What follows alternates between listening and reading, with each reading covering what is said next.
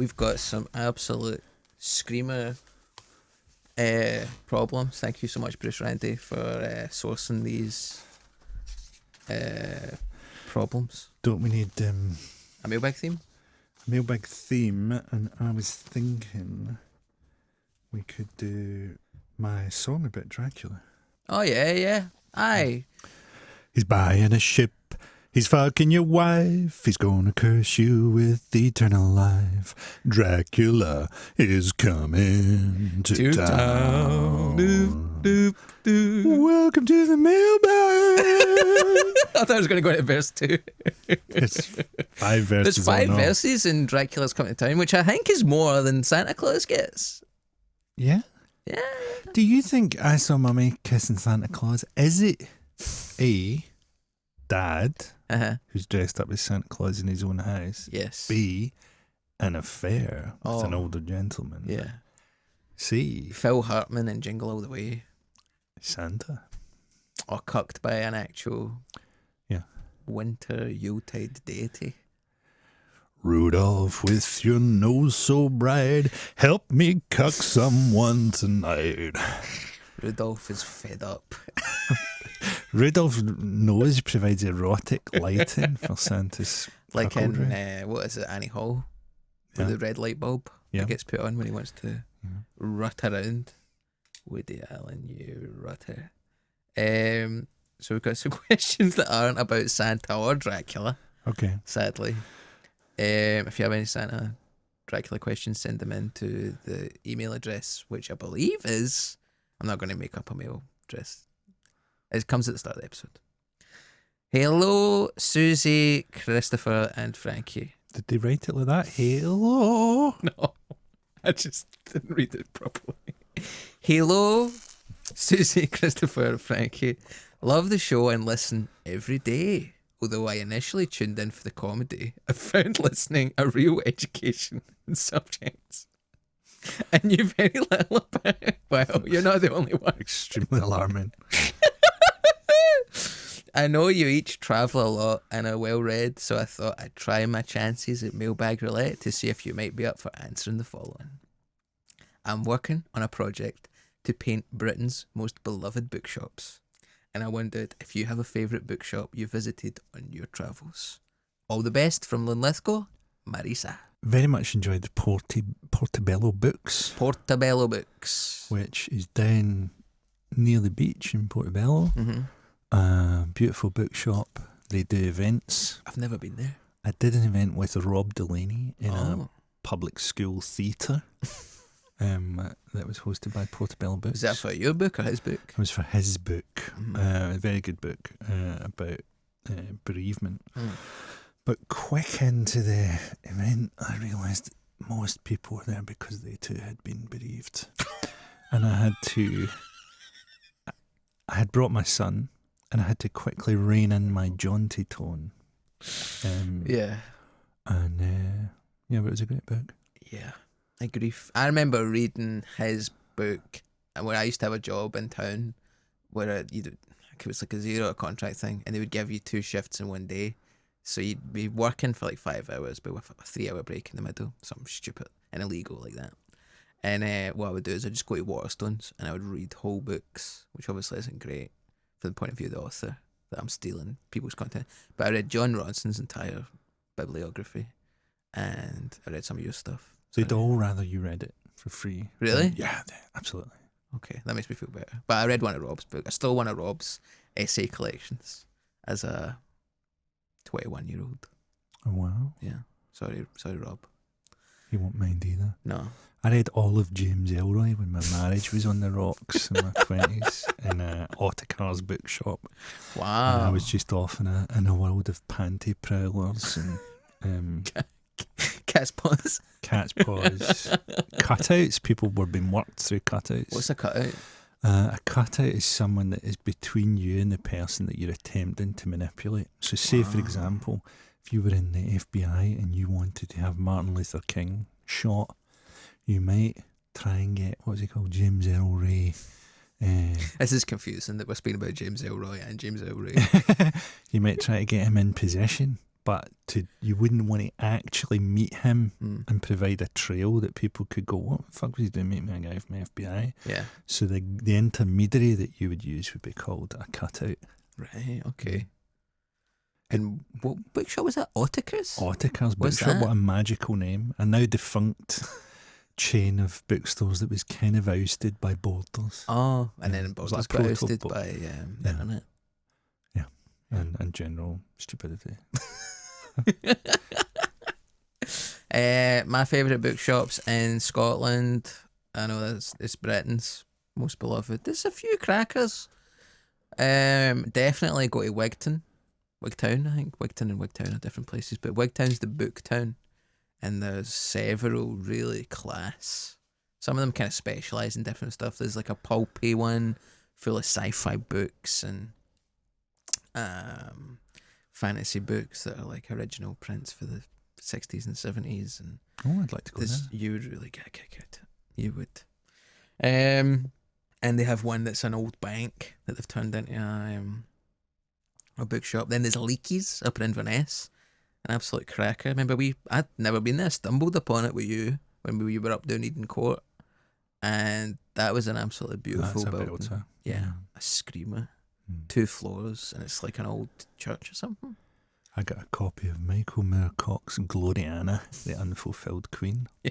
Fantastic. I got J.G. Ballard's The Drought, I think it was called. I think he's generally thought of as Ballard to distinguish him from traffic calming measures. I'm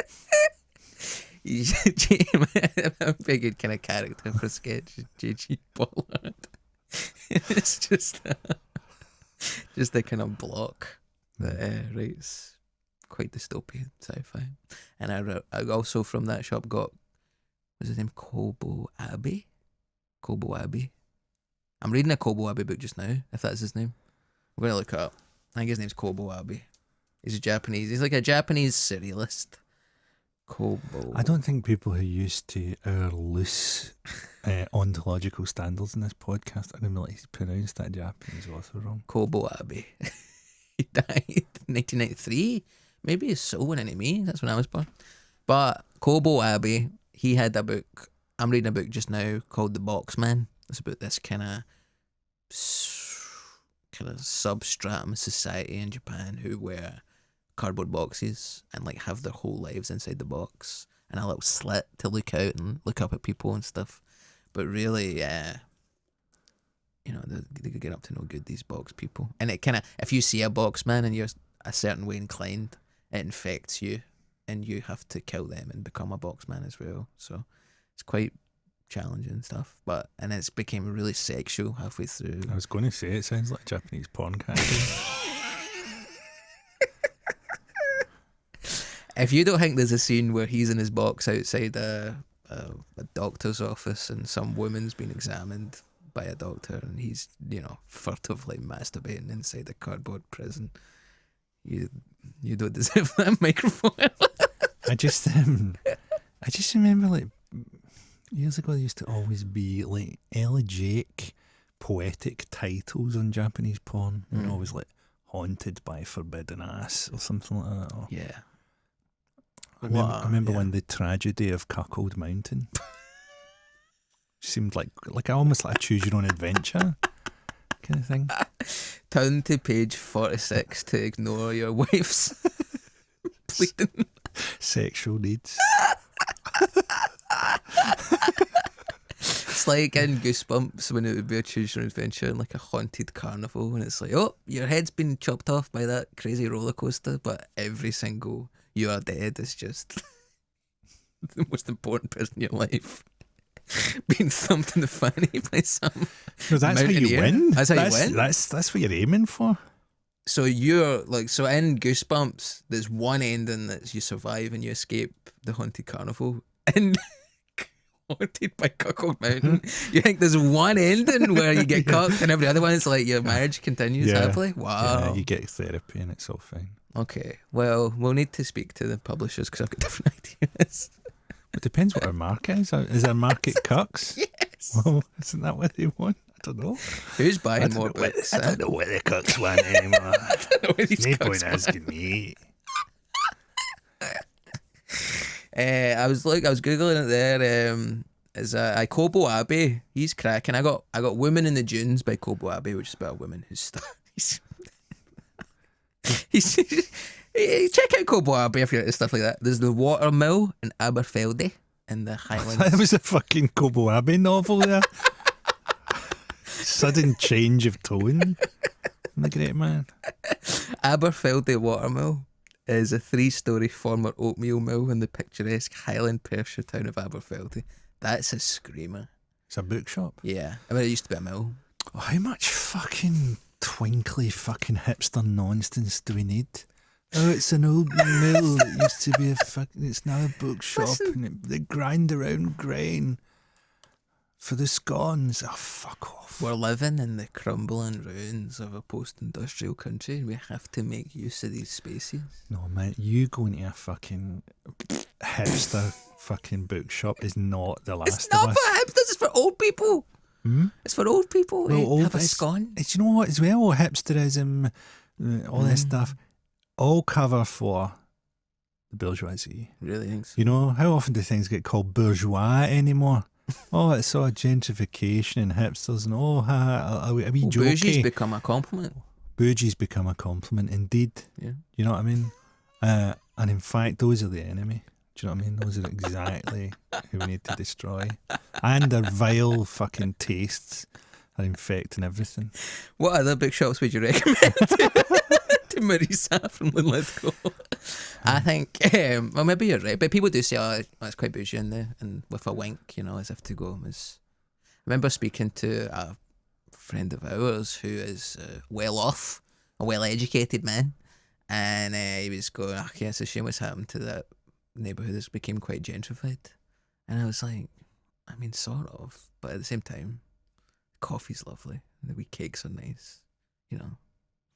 You're less like, I mean, as someone who's, you know, grew up in the East End, any attempts at gentrification, I'm like, yeah, good. Bring it on. A wee bit. Just balance. Yeah. Maybe I'm ill-informed. But that's because you're not seeing the other side of it. You're not seeing the people who've been driven out like fucking rats. And they're on out in fucking Carnmodrick or something. You know me, I don't like So to that see there's rats driven out like rats. So that there's a fucking amaretto fucking artisan fucking bakery where they used to live. You don't think Baillieston could do with a few amaretto factories? Yeah, but that's not where it's going. Do you know what I mean? It's going to Denniston. Yeah. And the people who are in the Sure. fucking place where the amaretto factory used to be, they're going to fucking Baillieston or further. I was speaking to a politician who was based in Denniston. I was becoming quite gentrified, and he was like, it will never truly be gentrified because there's so much like housing for like insane people. So those people can't go anywhere else. So they'll always be there, which will keep it ungentrified. Thank God. The only sanity is provided by the presence of fucking mad people.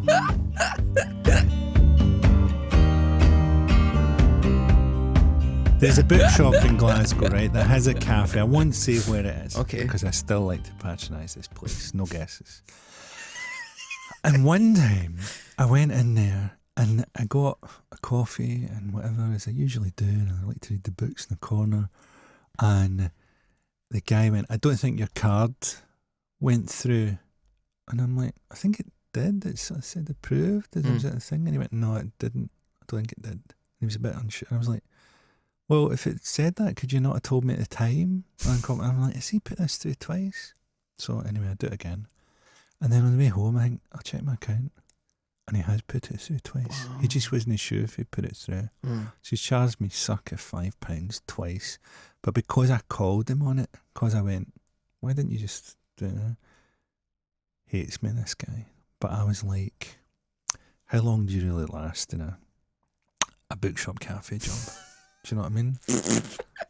How long am I going to have to put up with this? Here's guy? what 'Cause you I'm should here. do. I'll do it. I'll happy to do this as your cat's paw, right? But Can I just say before that, it's been 5 years. He's still there? He's still there. Fuck me. Well, that's the fucking, that's austerity, man. Yeah. This guy can't move. He's like a ghost. He's like a living ghost. Yeah. Tied to this place. You were saying that jobs that used to be quite transient and, hey, well, I'm doing this for a wee bit, now I'll do something else. People don't do that anymore. People are kind of struck by the necessity for a bedrock. What I could do is if you print off your bank records, if you go on your online banking account, find the date. 2019. I'm sure you know the exact day. I will go in and go, do you remember? By the way, he remembers. I know. Like, of course. But you know that way sometimes you hate someone for a very minor thing and then the hatred becomes the only thing you remember about the encounter and you don't actually remember what the instance was that drove you to the madness. It's just you're completely consumed by the madness. And sometimes people go, would you not like that guy for? You've always talking about how much you want to kill him and stuff. And I'll just go, he said something weird to me once. And then I think about it and go, wasn't that weird actually? I think for that you have to have a baseline. It seems strange that I hate that person. Whereas with me, I think you go, why do I hate that guy? It must be something. Probably a bunch of stuff.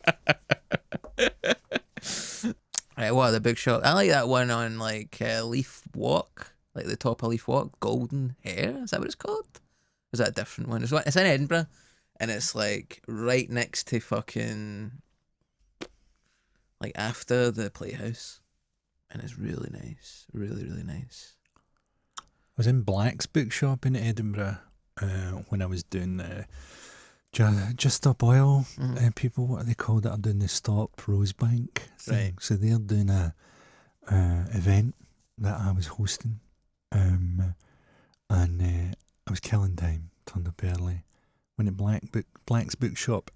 Some bad boys ran down the stairs in high spirits and grabbed all the books on a big kind of book island. And hurled them to the ground, laughing, and in a general mood of capering and abandon, and then ran past us out into the street.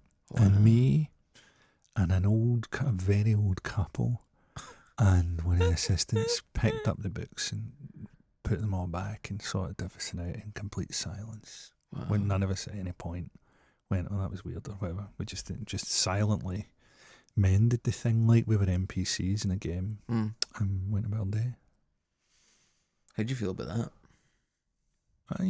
I feel it's we do have a social function. I felt like an ant that was just rebuilding part of the mound or whatever. Our wasps came in, laughed, stung part of your mound, ruined the fabric of your stairwell from one mound section to another, and you've just went.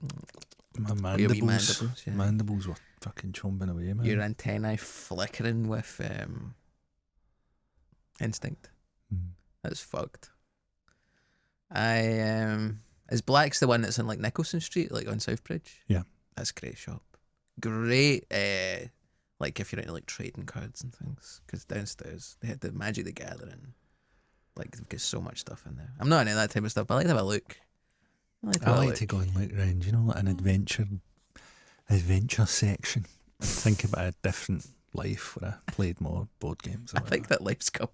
It's coming. It's on its way. And to you too, listener. It's coming to you, brother. Listen, had a lot of people on my Instagram DMs going, hey, where you put out that Dungeons and Dragons thing? Yeah, it's coming. It's coming. Hold your horses. Huh? Is the name of the campaign. No, what have they ever done an ADHD&D? Like for I think we people? Just done it there. Yeah. But I think we were pretty. Do you know, I have some attention issues, I'll say. But when I'm playing something like that, I'm pretty locked in. It's easy to get locked in with stuff like that. Because I guess you're kind of looking for stimulus and somebody's telling you a fucking story. So you're like, oh, as long as they're good. As long as they're good. And Rob's a very good DM. What other bookshops I'm a big fan of? You got Wigton, Leakey's and Inverness. Some lovely ones in Edinburgh. Highland Bookshop, you a big fan of that? Hindland Bookshop, are you a fan of that? No comment. Highland Bookshop in Fort William, you ever been there? Heinlein Bookshop.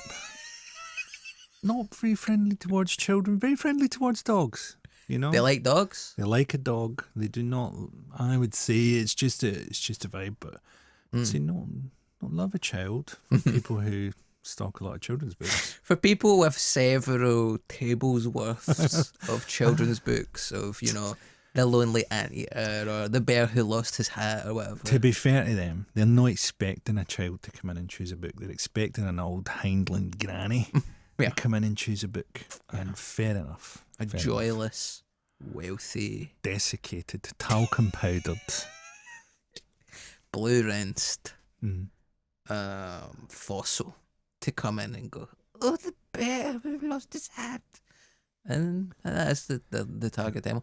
A lot of times I'm in there and I just feel, maybe this is me, you know, projecting or something, but I just feel looking at me like, what are you doing in here? Get out. It's not you, it's just, that's what I leave everyone. They're the laboratory espresso of local bookshops. Yeah. And that they have a great stock and can't stop going.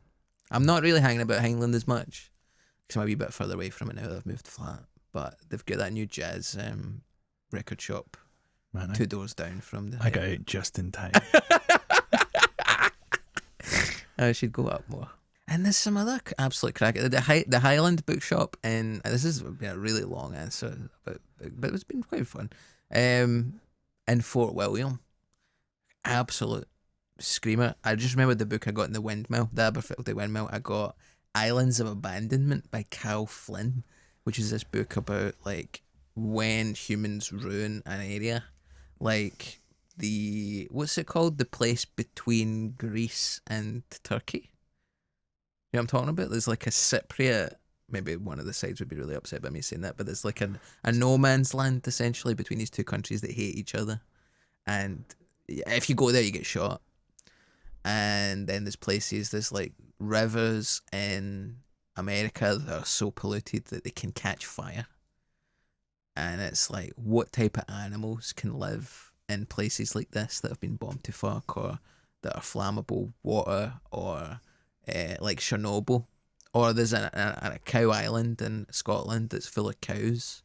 They all have anthrax because they used to test anthrax on these cows, and now the cows. That'd be a good extreme burger. Get a man versus food. Get Big Zoo. Get Big Zoo on that, man. Adam guy from Man vs. Food and say, we've got a challenge for you. It's an anthrax burger. This week on Diners, Drive-Ins and Dives, Guy Fieri is going to breathe in toxic anthrax. Aye. So it's like an anthrax island full of these horrible, deadly cows that are feral. And it's like... You don't really get a domestic cow. Do you not? Well, I suppose they are. I mean, I suppose they are domesticated to some extent, aren't they? I seen a video of a cow, like a bull, being introduced to like a herd of cows. Have you seen this video on Instagram? Yes, I have. Sadly.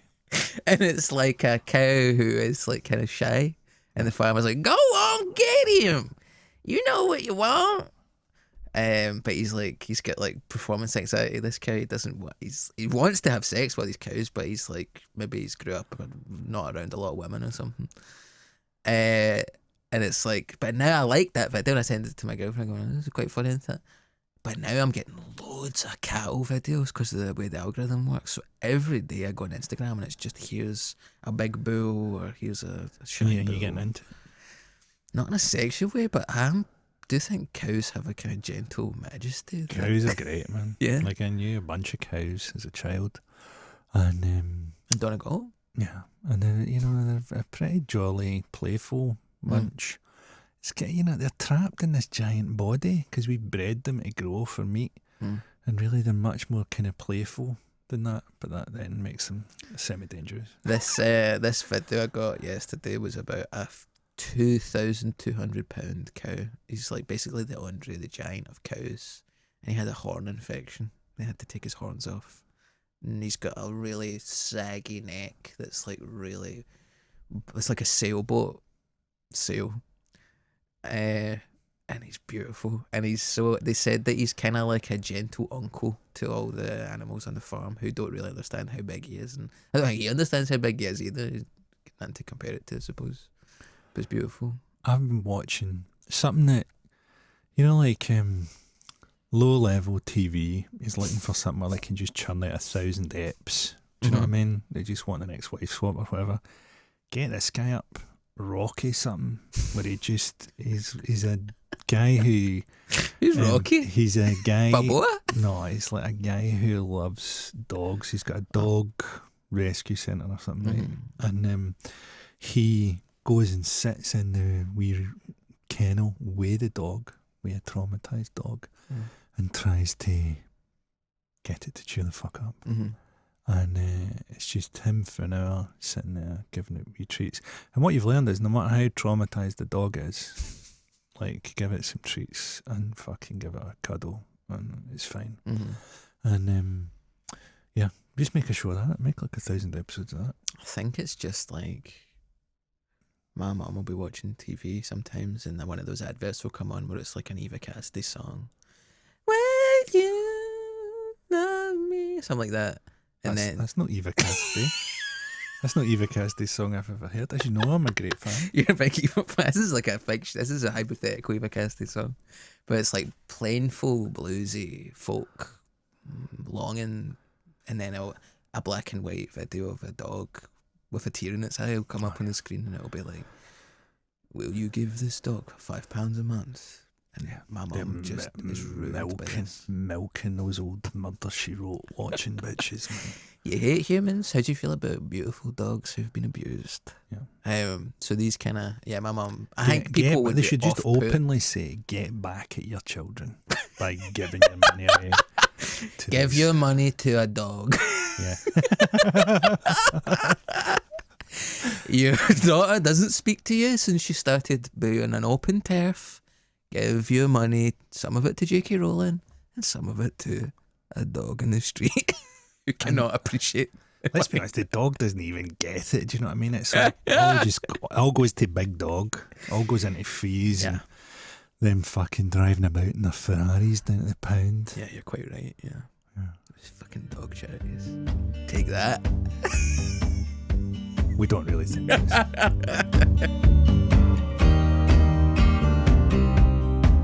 We have stated twice on the podcast and privately that donkey charities are overfunded. Donkey charities are overfunded. Hey, what else is overfunded? RSPB.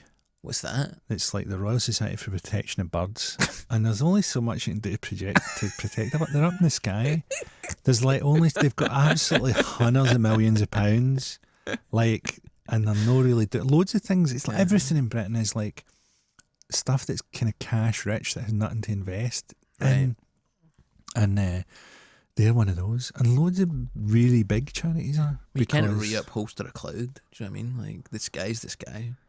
Yeah. Well, what you should be doing is like politically trying to do things like let's put hedges back, let's do blah, blah, blah, all that kind of stuff. But nobody wants to be political.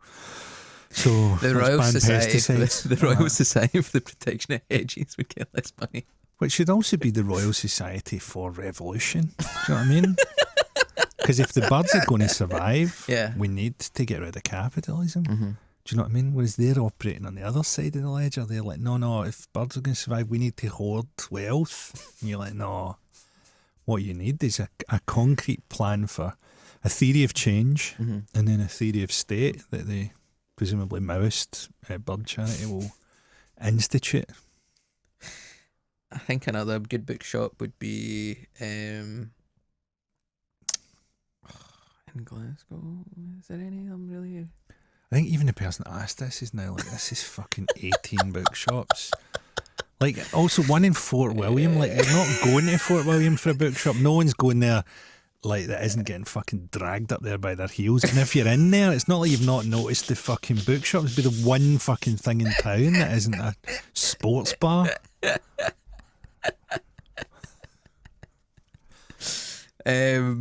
Okay, well, Marissa, would you have any favourite bookshops that aren't in Scotland and the rest of the country? Oh, you can also go on bookshop.org to get your books. But you can't do a painting of that. You can't paint Britain's most beloved bookshop and then it's the URL. Oh, right, they're painting it. That's right. I've totally forgotten this aspect of it. I think they should. I think they should paint the internet.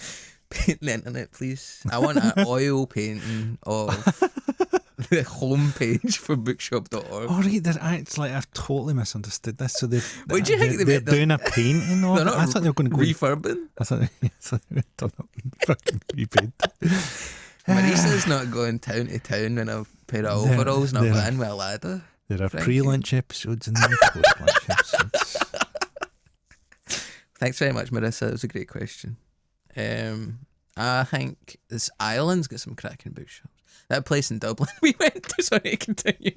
That place in Dublin we went where I got that collection of like Seamus Heaney poetry or something. It was just absolutely.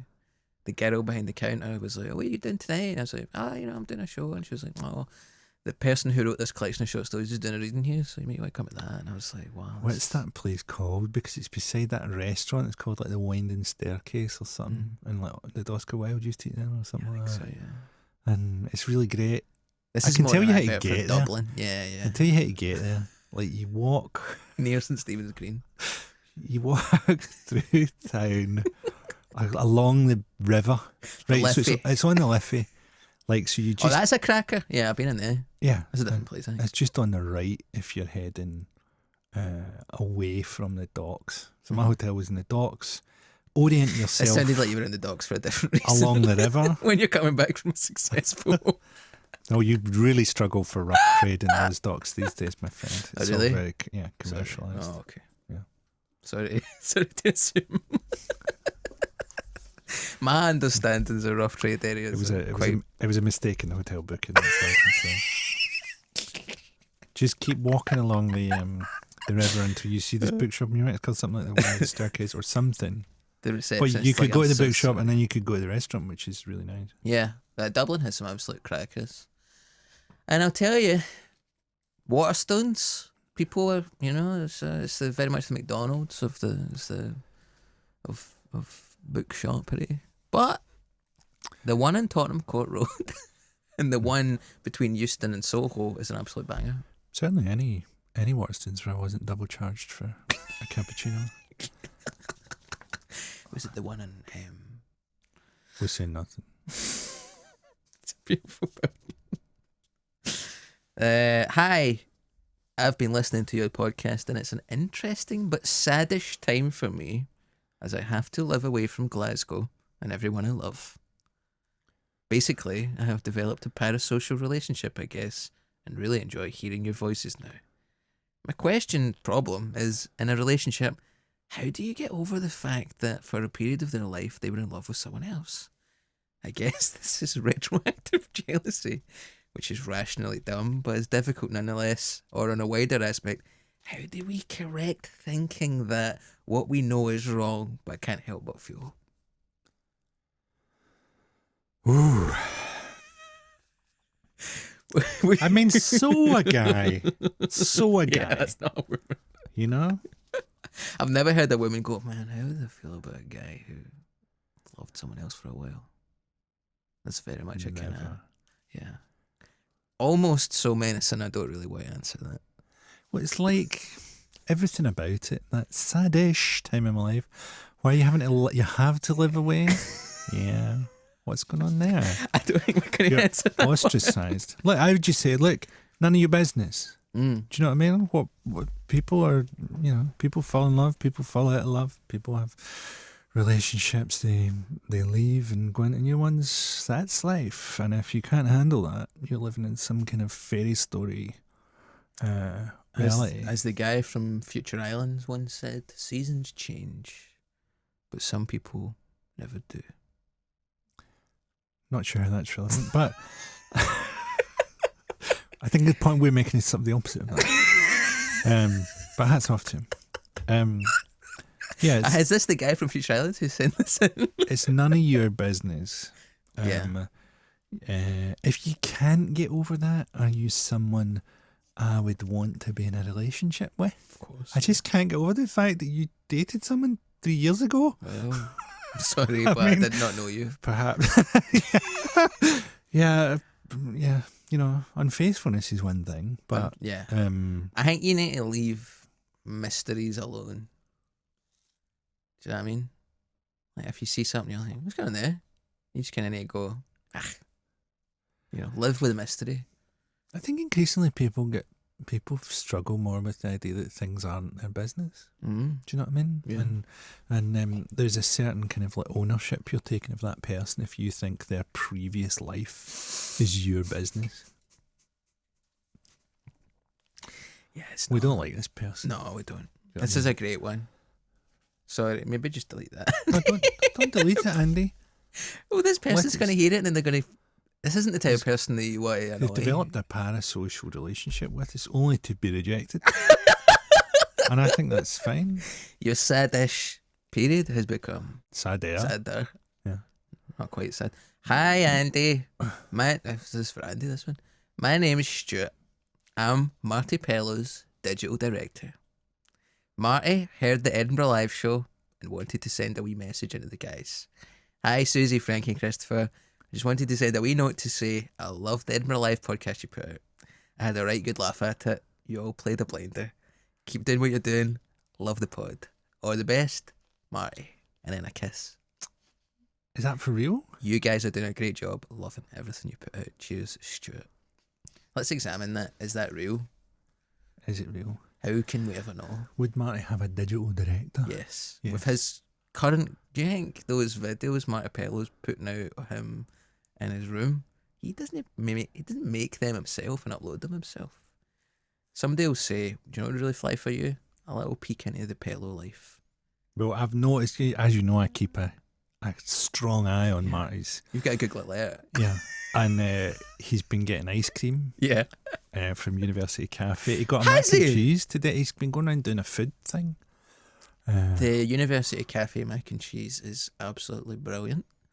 Is it as strong as Sloan's legendary macaroni, cheese and chips? That's for the courts to decide. But for Can me, I just say technical point? But it was ice cream from University Cafe. I'm not sure where he was getting the mac and cheese from. Same place. Known for it.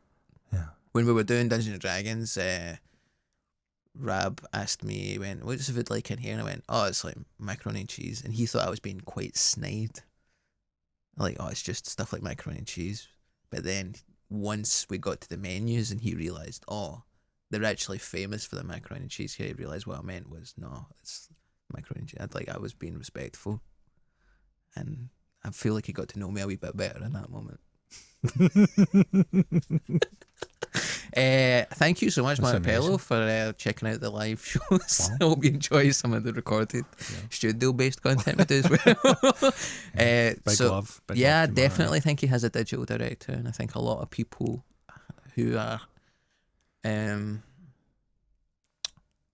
just part of the struggle of being a creator these days. Why not hand off the content creation aspect to someone else, and then you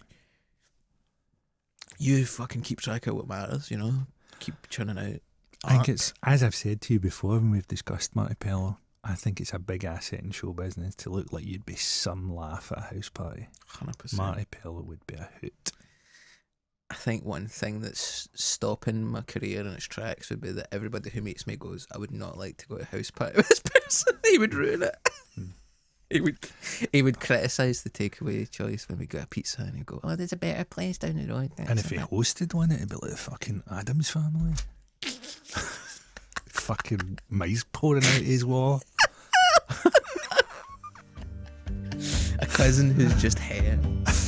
A sentient hand. What a varied bag it's been. It's a pretty crazy bag. This is another one. Hey guys, love the pod and love all your own work out with. Particularly CMB's enjoying up with Liam Withnail. Thank you very much. I've just walked out your signature caffeine hipster hotspot laboratory espresso and saw something you'd probably like to hear. I'm absolutely sitting forward. That was like when the Grinch's heart grew 3 sizes there. Your eyes lit up like the sky on fireworks evening. I went in to get an oat flat white, as is my wont, when a particularly fashionable West End type family caught my eye. The mum drenched in mismatched orlikili, the moustache-clad dad in head-to-toe dark denim, and their son looking like Stuart Murdoch from Belle and Sebastian, hat and all. Yeah, what was so peculiar was that all three of them were drinking flat whites. Even the son, who couldn't have been older than 8. My question to you is, do you think the parents are knowingly acting out some sort of middle-class generational genocide via a caffeine overdose, or do you think that they are just wanks? Best wishes, Ethan. What a roller coaster that was. Wow. Mm.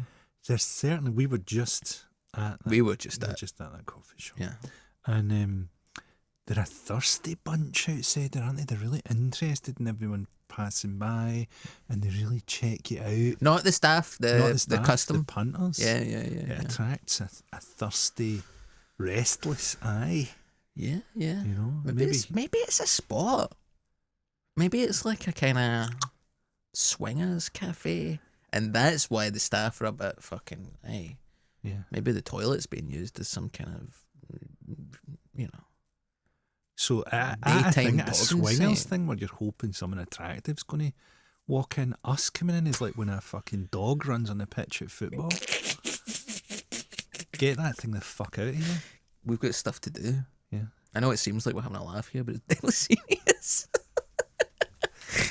What do you think? I think you might be right though. I think that not that it's a swingers thing, but that it's a cool thing for Glasgow people. But because to go to Laboratorios. Yes, but because Glasgow's so shit. Like you're like, well, that couldn't be cool to just sit and drink a cup. But to them, that's who's here? And who's see me drinking this flat white? Yeah, having a coffee is cool, Frankie. Yeah, anywhere in the world. Beside a stinking major B road, across from a cash converter, surrounded by grief. Having a coffee's cool. I'm not saying that as a coffee snob. I'm just saying when I go to London, you know, when I go to Dublin, when I go to Edinburgh, I like to have a wee coffee and hang about and, you know, I don't wear sunglasses, but I would like to, maybe in the future. We start so much beef with like retailers in this place, and it's only as well, it's like only places that we always go and sort of have to go. Like we couldn't not go there. We could not go. There's no one else that's got as good coffee. We nearly went next door to this office. There's an espresso machine in the premises here though. We just need to learn how to use it. Maybe we need to start bringing stuff in. Yeah. I grind my own beans. You know what I'm saying? Well known for it. What do you think about children drinking coffee? I mean, I was in a Costa. How does this guy know it was coffee? Unless he saw the order. Is it hot chocolate? Could be hot chocolate. Is it perhaps a warm milk? Are you familiar with the baby chino? The baby chino? As they say. The baby chino. I remember the first time I came across the baby chino. I was in St Andrews, and I was in a Costa, and I was just getting into coffee. Might have been a pre-coffee Christopher, and that I was angling for a hot chocolate with my girlfriend at the time, who I believe liked a coffee. And I remember being in the queue, and the dad in front of me going, "He'll have a baby chino," and the son was going, "Dad, I want a baby chino," and I just thought, fuck, I just felt so virulently opposed to them. But now I go, fuck it. What are you going to call it? Because it's such a long word anyway. Baby chino? No, cappuccino is such a long word. You don't want to stick another word in it. You won't go like junior cappuccino. Everybody's lost interest by the time you get to the end of the thing. Yeah. So it's got to be something. I think it's also like chino already means small. Cappuccino? It sounds like a cup of piss. Yeah, it does. Does chino not mean small though, in the way that bambino means little baby? I guess. So I think capuchin, I think is something to do with like a monkey or like a priest. Are you thinking capuchin monks? Yeah, I'm thinking that. Yeah, so it's a little monk, isn't monk. it? That's what they're saying, I think. Yeah. Listen, I'm not Italian, I don't speak Italian. So a baby tiny monk. Baby monk. Yeah. So I think it's hard to, it's like, I used to live with this Russian guy, and he was called, his name was Ilya, and he would be called Ilushka. And I was like, oh, he was calling you Ilya, but he was calling you Ilyushka, and he was saying it's a diminutive. Oh yeah, don't even start me. This is fucking Tolstoy and Dostoevsky and all this stuff. All right. They've all got fucking... There's 1,000 fucking characters, and they've all got different names. Right. And you're like, who the fuck is... Yeah, who the fuck is... It's Ilyushka. Yeah, fuck me. Anyway, I don't think there's any... I've listen, Ethan. struggled with the Russian novel. Yeah? I like the idea. I like the idea of being doesn't? into Russian novels. Who But, doesn't? you In know, practice. In practice. You need to Just, keep a wee... I've been playing Elden Ring, and when I play Elden Ring, I keep a wee notebook. And if I go to a dungeon I'm not ready for, or I see a good treasure chest, but I need a key, but I don't have the key, I'll write down in my notebook. I think maybe you'd have to do that for War and Peace or the Brothers Karamazov or something. Can I just say, I know it's not fashionable to lash out at War and Peace, but, 400 or so pages about the Masons could have gone. Just saying. Right. If anyone's doing an edit. It's not like you're a pro-Mason or something. It's just, we get the idea. Yeah. Do you know what I mean? Ethan, I appreciate your interest and support for my podcasting career, but I don't know what you mean, really. And I think it's I've good. completely forgotten the question. I wish my mum and dad had maybe... No, I don't wish my mum and dad had made me drink coffee as a child. Yeah, I don't know. I think you've just been, Ethan, I think your brain's just been distorted by the field of grief and negativity that surrounds that place. That's what it is. You're like a little spaceship that's flown too close to Jupiter, and now you're getting pulled. Yeah. Do you know the film Event Horizon? Yes, of course. I know it very well. I think, I haven't seen it, but I've read the Wikipedia about 9 times, and I believe the synopsis said that it's they're trying to achieve light speed. They're trying to like warp drive through space, and how they do that is they cut through hell. They take a shortcut through space by going into hell very briefly, and they fuck up and they get stuck in hell, and it's horrible for everybody. Sam, what's that guy's name? Sam Neill. Sam Neill, his eyes get ripped out. He rips his own eyes out or something to greater experience. Spoilers for the 1997 film Event Horizon. But to me, that coffee shop's a wee bit like Event Horizon. And you've just went past it at the wrong time, and now your eyes are being ripped out by your own hands. I think it's like a haunted circus, that place. It's a bit like if you shouldn't state any desire while you're in Laboratory Espresso. Because if you went, I really hope I get to see more of my mum next year, it would be that you die and your fucking ashes are on your mum's mantelpiece or something like that. Do you know what I mean? We go back to spend more time with my mum. Yeah. Aye, you do, in an urn. Yeah. You know? Sharing a grave. Yeah. Well, there you go. The second comparison to Haunted Circus this this Mailbag episode. Second, and not definitely the last. Great stuff, huh? Covered a lot of ground. Thank you so much, Martipello. Thank you so much, Marisa. And no thanks to the other guy. Ethan. Thank you, Ethan. And I don't even think this other guy... Go on. Is it just the zodiac symbol he sent it with? It was just a kind of smear of red on the A4 paper, which it wasn't printed. It was as if Bruce Randy... It's a impenetrable cipher from a new zodiac. It's just a crossword, but every square is filled with like a squiggle. Yeah, quite interesting. I'm trying to decode it tonight and not be driven insane by it.